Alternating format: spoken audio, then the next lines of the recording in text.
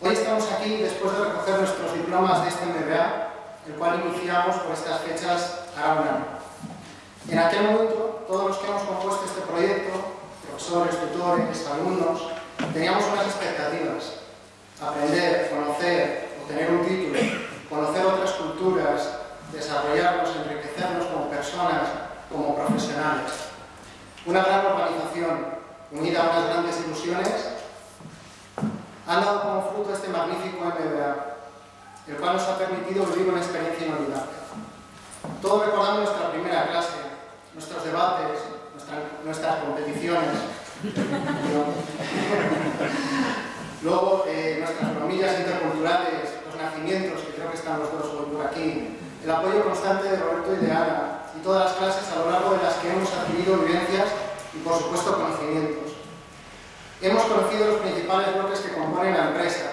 Hemos analizado la economía nacional y la economía internacional, estrategias de marketing, el valor y la importancia de la marca, múltiples casos y visitas, así como conferencias, gestión de la calidad, operaciones. Hemos fabricado aviones en una cadena de montaje de alta tecnología y hemos competido. Hemos llegado a volar con los aviones. También hemos suministrado cerveza a la población. Hemos aprendido a analizar la empresa desde el punto de vista económico, financiero, fiscal.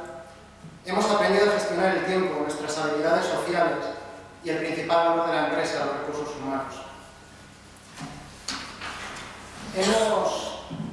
Nos hemos visto sumergidos en las habilidades directivas y en el trabajo en equipo, y pescamos.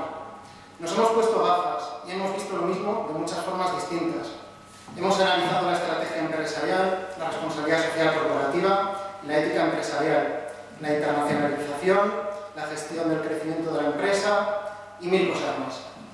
Con todos los conocimientos adquiridos, nuestros bagajes, nuestras ilusiones y nuestro trabajo, finalmente desarrollamos un proyecto del cual nos sentimos orgullosos, ya que nos ha permitido exponer ideas que generan empleo, generan valor, como se ha dicho en la conferencia, son responsables con la sociedad y con el medio ambiente, mejoran la calidad de vida de las personas y de animales, con varios proyectos en esta línea, y todo esto con la óptica de la administración de empresas, sustentada en distintas ramas del conocimiento y con el apoyo de nuestros tutores, por supuesto.